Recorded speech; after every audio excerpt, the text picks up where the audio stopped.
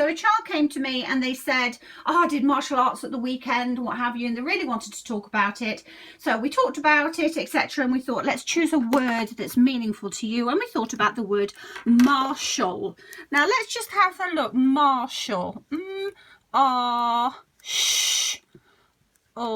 Martial arts. Martial arts. So how would we code map that? Because every word, other than 2 words, every word in the English language can be code mapped. Really nice and simple. So we use our duck hands, lines and numbers. So let's think about the word martial. Let's think about the speech sound lines. Martial.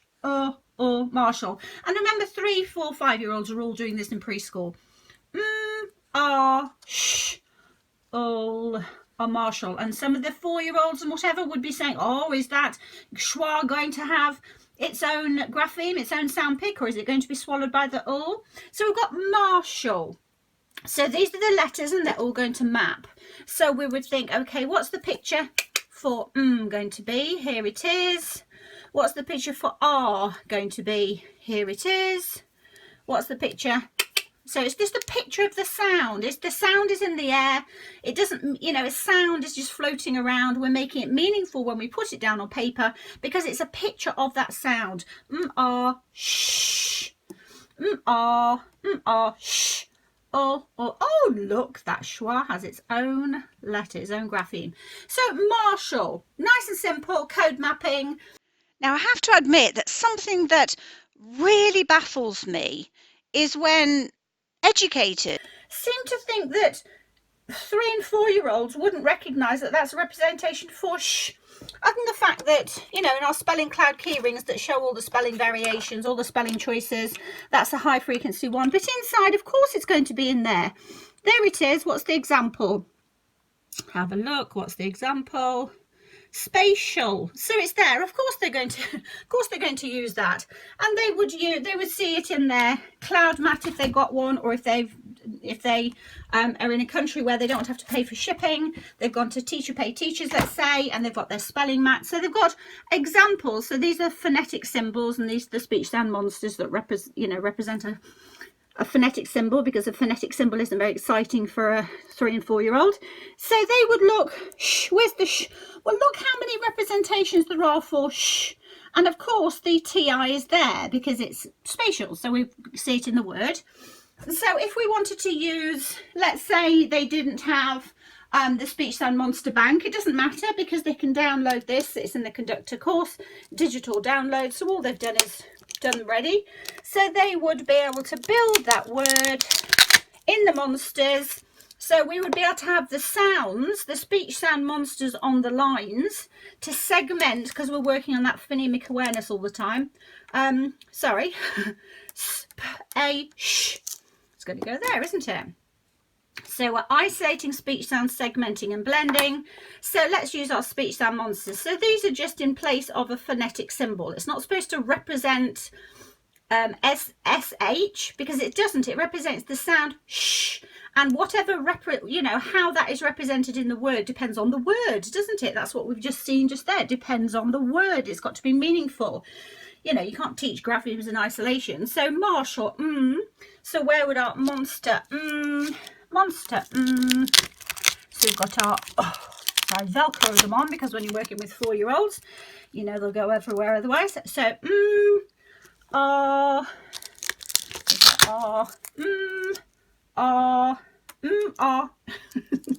look at that, Miss Emily put it on the wrong one. The 4-year-olds would have told me that. So it's that A is that schwa.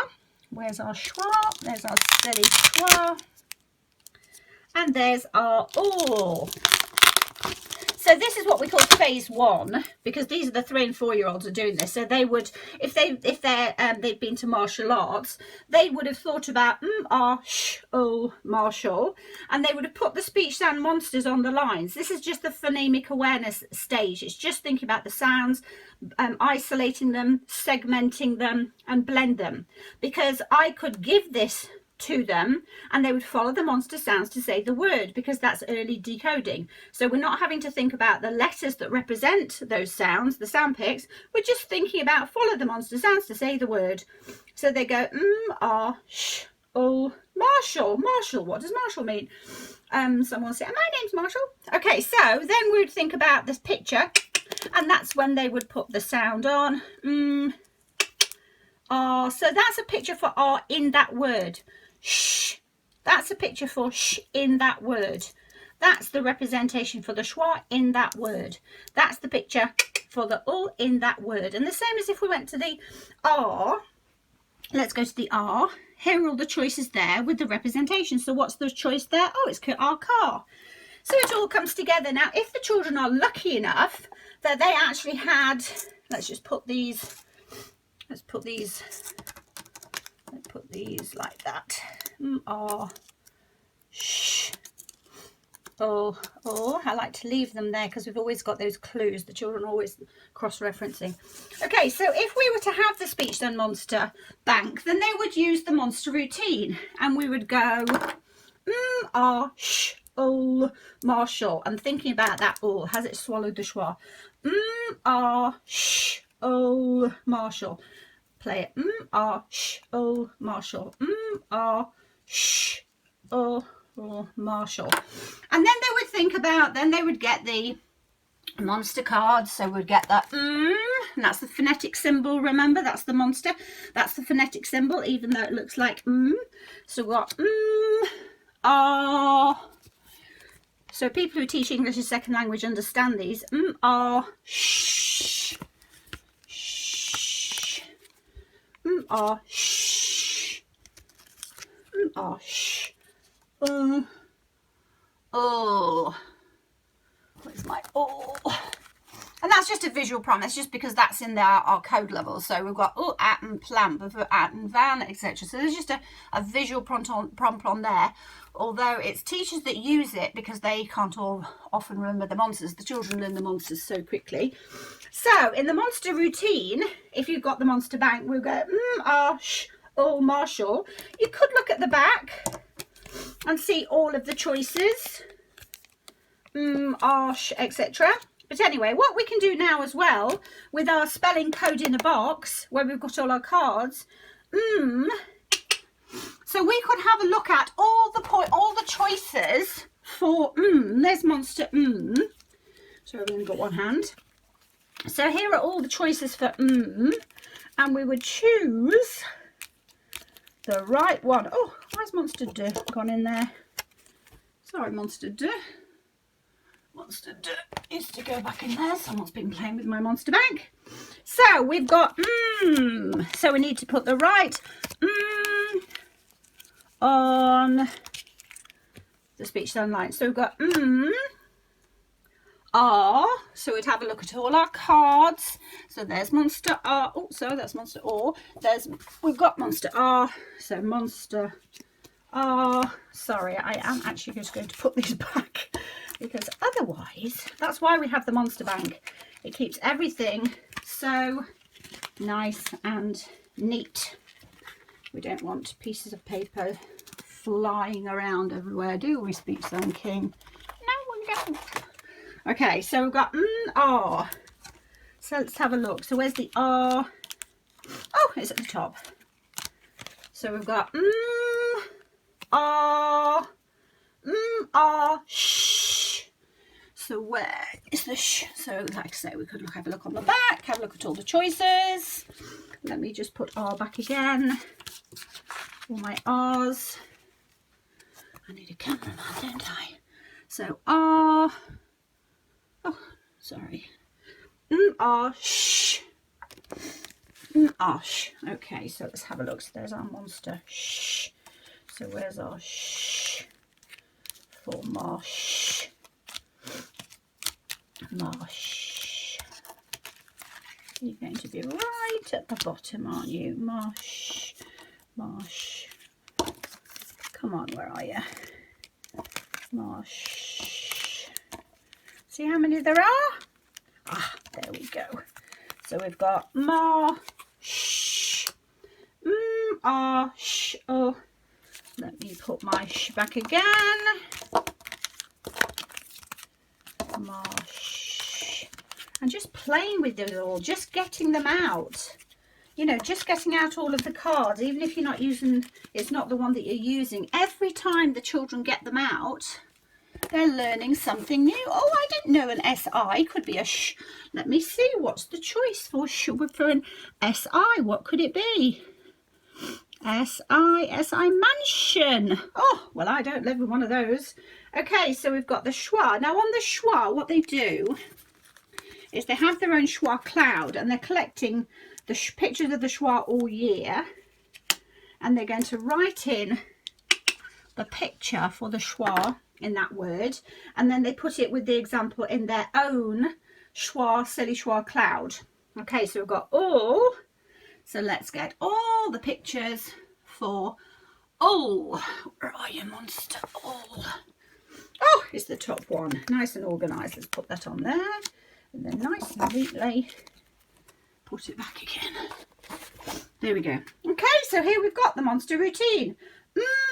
Sh, all, Marshall. And in the process of exploring this word that was meaningful for the child, we're able to look at the spelling choices, mapping the phonemes to graphemes, and that's how they recognize patterns. That's how they recognize how words work. You also think about the parts in the words. Every word that you see, what's the origin, the etymology, what are the parts, what are the meaningful parts, etc. Even with 3 and 4 year olds, because we're working on their oral language skills just as much as their phonics. That's what phonics is. It's just the, you know, the representations, the grapheme representation for those phonemes.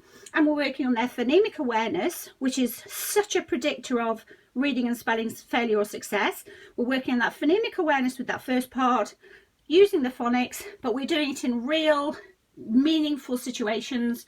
And as I say, this is going on with 3 and 4 year olds. So I will ask perhaps Kenzie, she doesn't start school till next year, I'll ask her if she would perhaps monster map a word with the sh sound in it, and let's see what she discovers. So we're monster mapping in the early years with SSP, the speech sound Pics approach. Now, it's important to point out that although we've got the luxury of lots and lots of inquiry learning, problem solving, play-based activities within preschool, in primary school we have got to get really serious about the 4 code levels. These are high frequency graphemes. But we do this in a unique way within the 30-minute phonics program, with the children working through at their pace. It's not front of the class, whole class teaching. A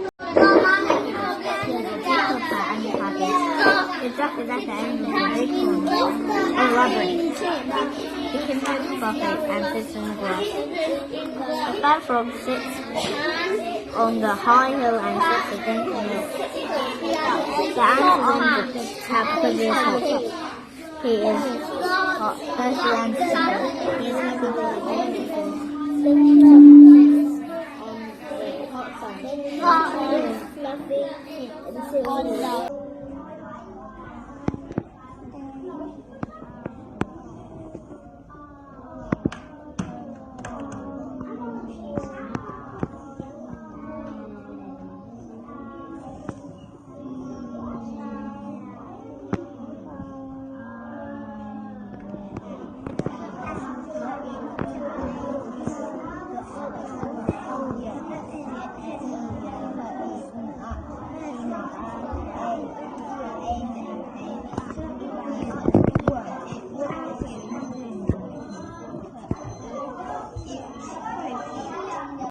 We do that, but they're also using inquiry learning through the Speedy 6 spelling activities that they do every day.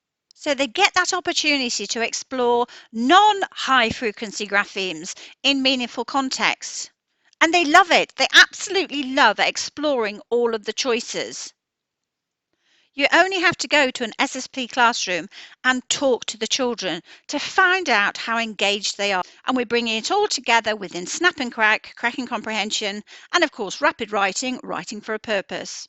If you're really lucky and can dedicate your literacy block to using the Speech and Pics approach, every single strand of the Australian curriculum is covered within these activities. That's for language, literacy, and literature. But if not, which is like most teachers, you can use phonics standalone program, the early intervention, use the spelling program as a standalone program, whichever parts work for you. They're learning their high frequency words using this approach as well. So they cover 400 high frequency words that they code map, they read, and they can also spell and use effectively in their writing. Everything comes together. So because of the approach, the children are learning the high frequency graphemes so quickly that at least 70% will pass the year 1 phonics test by the end of prep. But they've got 2 years. They've got 2 years to get through the learning to read phase. If by the end of year 1 they were still unable to recognise high frequency graphemes, I would be absolutely gutted for those students, because there is so much more needed for the children to actually be able to read to learn. And we want them going up to grade 2 reading to learn, no longer learning to read. So this phase 2 routine is really effective because it brings everything together, and we ensure that the children are articulate, confident, independent learners who love to problem solve and who are exploring how words work at a much higher level than any national curriculum or program, whatever, would expect. We have no limits for our students. So if you want to know more or you want to do the online training, go to conductors.com, or you could just go to speechsoundpics.com for some general information. And we focus on the early intervention on monstermappings.com. So that's if you're interested in the early years. Thanks for watching.